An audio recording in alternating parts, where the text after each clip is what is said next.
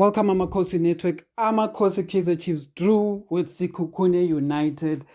You know what? It's been an unfortunate day for us. The team scored an offside goal, and yeah, this is our day. That I don't know what to say about this day. But yeah, please, guys, join. Welcome to the channel. Subscribe, become members, and yeah, please, everything. Let's get to the game. I am disappointed today, and there's a lot of things I want to say. And yeah, so I'll start by saying this. In terms of overall play of Kaizer Chiefs, it looked much better. We can't lie. We can't lie. A lot of us want Pito Musimani, etc. And sometimes maybe we become a bit biased here and there. But even though the past games were terrible, but in this game we can't lie. Chiefs played better. Chiefs played much, much, much better, but it is obvious. It is obvious that even if we get Pito Musimani, this is one thing I want to raise today. Even if we get Pito Musimani, he can't do miracles with this team, guys. Like, I want you guys to understand one thing. In the first half, Matt took two chances on the 18-yard area and he went backwards. He played a negative pass, Matt. And I always cry about this because I say, Matt always kills. You know what? Some people will say I hate Matt and all of those things, but Matt, he's by the 8. They pass him a nice lay into the edge of the 18-yard area. He can see there's two defenders behind him coming. The only option he has is to shoot, find a position, pick a spot, and shoot. What does Matt do? He traps and then he goes backwards. What happens when he goes backwards? They take the ball from him. There's a lot of things that went wrong today. Mthethwa's back passes with Umvuma wrong. Umvuma, his passes in the midfield wrong. On two occasions, Umvuma passed our midfielders who are not comfortable on the ball. We can play from the back, but we're not at that point where we can play a player who's amongst other players because our players can't think. The first time he did it, he passed back, Mthethwa titizela and passed back to Umvuma, a strong pass, and Umvuma couldn't trap, it went out. The second time he passed Samkelo Zwane tried to dribble two players alone. Because Umvuma passes these guys when there's no options. And these guys sometimes were scared to pass him back, like with a full lace, with a full side step, because they're scared of like skewing the ball a bit and Umvuma, and the ball, it could end up being an own goal. We are not comfortable at the back. We are getting comfortable, but even when we are getting comfortable, we should not do the passes that are going to make our midfield uncomfortable, because Mthethwa is not comfortable on the ball to that degree. Samkelo Zwane, I'm going to get to him, but Usamkelo Zwane, you know what? Let me just start first half. Now that I've gone on my rant. First half, we played well. First half, we're doing okay. We're doing well. We're controlling the ball, etc. Dupree got his chance. A lot of people said he must pass Gonzalez, but Gonzalez, you know what? Gonzalez's runs. A lot of people are going to say it was easy for Dupree to pass Gonzalez. But the time when Dupree took the shot is the only moment Gonzalez actually lost his man. So in that moment, Dupree was looking for Gonzalez at the far post, looking for Gonzalez, far post. Gonzalez was running with defenders. And then Dupree made a decision. In that instant, Dupree made a decision, good, okay, I'm going for it because Gonzalez is not available. The moment Dupree decided to shoot, in the last second, Gonzalez was free. So it's very difficult for me to blame Dupree for shooting. And today, I want you guys to say, I've been telling you guys this. A lot of you have been saying Dupree must play winger, Dupree must play wing. But did you guys see what happened in the second half when we had Sahile one side, we had Modi one side, and we had Dupree as our number 9?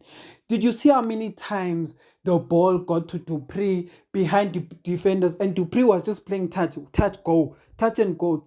Dupree was just playing a touch and go and finding himself behind the opposition. Yes, he may not have he may not have had those kind of chances where he was going one-on-one, etc. But he opened space for Sahile. How many chances did Sahile get in the second half? Because of what Dupree does. Dupree forces these guys to be occupied. And then, yeah, it's that kind of game. But let me say, in the first half, I will blame the ref. We considered an offside goal. And when I listened to commentators, number one, the commentators at the end of the game said it was a fair game, a draw was fair. It wasn't fair. We considered an offside goal.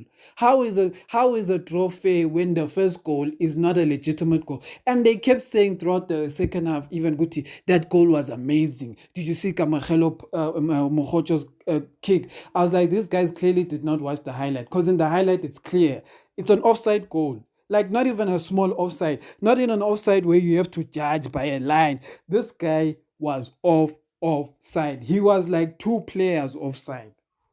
And then I'll say this. I love Nkosumpilo Ngcobo as a player.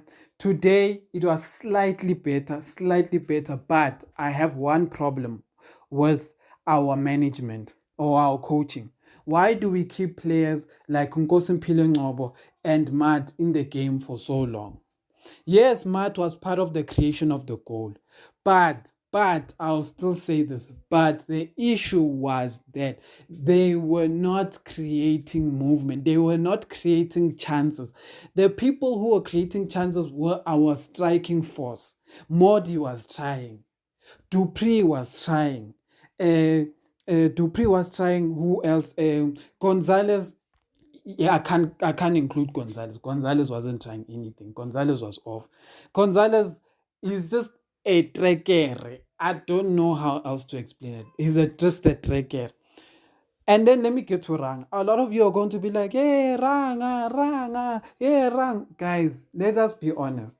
Ranga did not score today because he positioned himself as a striker. Ranga scored today because it was just Kakanzoke. Matt just kicked the ball, he didn't know. Sahile also kicked the ball, he didn't know who he was passing. They were just kicking the balls into the right areas, and a snapshot from Oranga goal. I'm not saying I don't want to give credit. I'm giving him credit, but I also want to say this and be very blunt when I say it.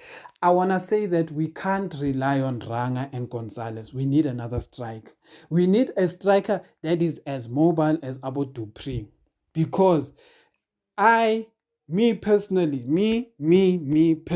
as the host of Amakhosi Network, I've seen enough of Gonzalez. Ni sharp, ni grand. Release him, guys. Take him back to Colombia. Let's use that foreign position for another striker, I might add.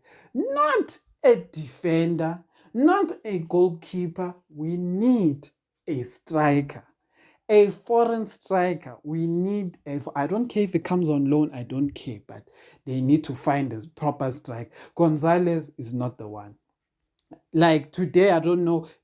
We've watched Gonzalez in the past few games. The funny thing is that one of the commentators said in the game, he was like, he's still trying to understand what kind of a striker is Gonzalez. Is he a holder play striker? Is he a run off the shoulders? And I was like, yeah, Baba, Gonzalez has been in the country for how many games? He has played how many games? When you are still asking this question of a striker in December, it's 30th of December, and people are still asking the question, what kind of a striker is Gonzalez? For me, that is a problem. We should know. The one thing I'll say about Ranga Chivavero is that Chiefs, the reason why we can't use Ranga Chivavero as Kaizer Chiefs is because we don't play the soccer that Ranga Chivavero needs. What do I mean the soccer that Ranga Chivavero needs? Ranga is not a striker who should think he should be hitting snapshots. Ranga is a striker who should be finding pockets. But because we play rush football that requires a striker with pace, Ranga does not have pace. The goal he scored today, ask me how he scored it. It was standing position. It was that thing I'm telling you. Kuti, they placed the ball right by his foot. He took one shot goal. Go and watch Murumo Gallen's goals. Ranga was not running, sprinting. Ranga was hitting snapshots from outside the box. Most of his goals is him shooting from outside the box because he finds a pocket of space, he shoots. And it's not a thing, Guti, he has to do a lot. They always pass him where he needs it and he shoots. But we as Chiefs players don't have that. And I want to say this, and yeah, so that was like I've summed up a lot of things I wanted to add about the first half.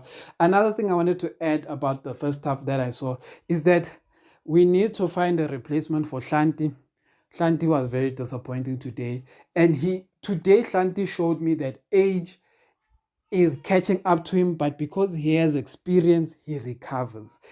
Because Shanti is so experienced, he finds ways to cover up his mistakes.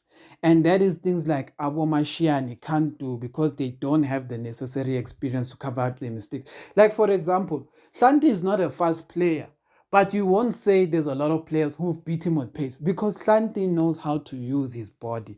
When you try beat him with pace, Shanti steps in your path of running, so that you have to further run further away. You have to like power force him to get past him, and that's where he gets you, because even if you're gonna go past you, he will slow you down for someone to recover. So that's what I'm saying. He's an experienced left back, but not good enough. For me, if we could have got a defender like Hanamud or what, but we don't have the foreign like positions for that, unless Dove becomes a South African citizen, which he should be eligible because he's been in South Africa for 5 years now. So it would be nice if we free up that spot, get that left back. Today Boomer, I won't lie, Boomer today did well. A lot of you will blame him on the goal, but if it's an offside goal, guys, like what? When someone is offside, it means that they're taking an advantage against the defending and the defending team. And in that moment, it showed. This guy took a defensive an offside position, came back and he scored because people were not taking him as a player in the game because he was offside, and the moment he came, he scored. So I don't want to blame Vuma on that one too much. It's unfortunate for Kaizer Chiefs. Look, I am going to wrap up this game by saying this. In my heart of hearts, I will give credit to Kevin Johnson. The way we played today was very encouraging. We created much better chances than we did in the previous game. Sekhukhune is a good team, but I think today is the day we saw that it exposed our quality. Today's game exposed our quality because Modi in the last minute of the game, he beats a player, and the first thing on my mind is Modi, shoot with your left leg. Modi, what does he do? He comes back and he kicks the ball to who? To no one. And then I'm like, it's the last kick of the game. Don't be fancy. Shoot. The keeper will try to save the ball.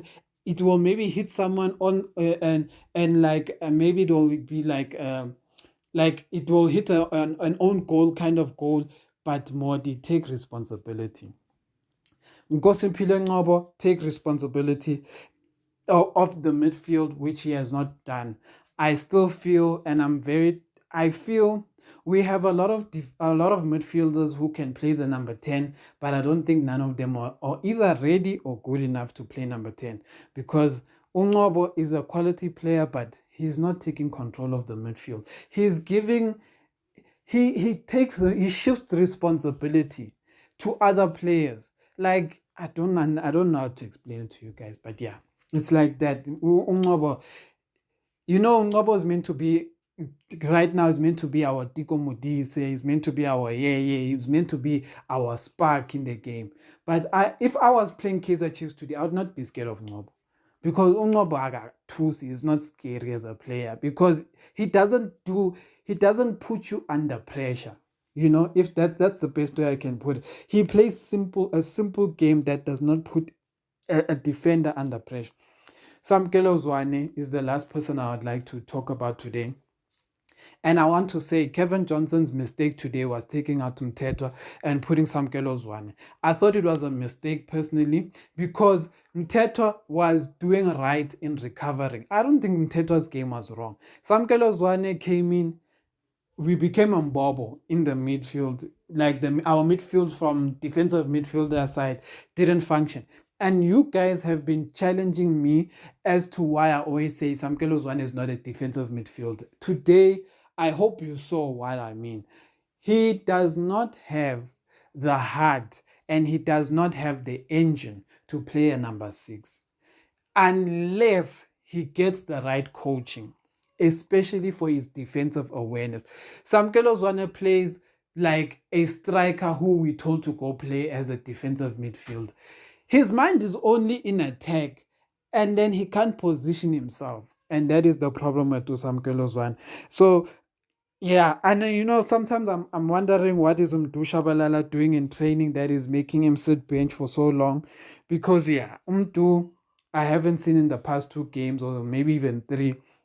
And there's moments in this game where I'm like, Umdu would play, it would be so nice to find Umdu playing as a 8 in this game. And I felt like today we needed a more quicker number 8, but then we put in Upotsane. Upotsane didn't give us much. So it was that kind of game. But yeah, tell me what you guys think of the game, guys.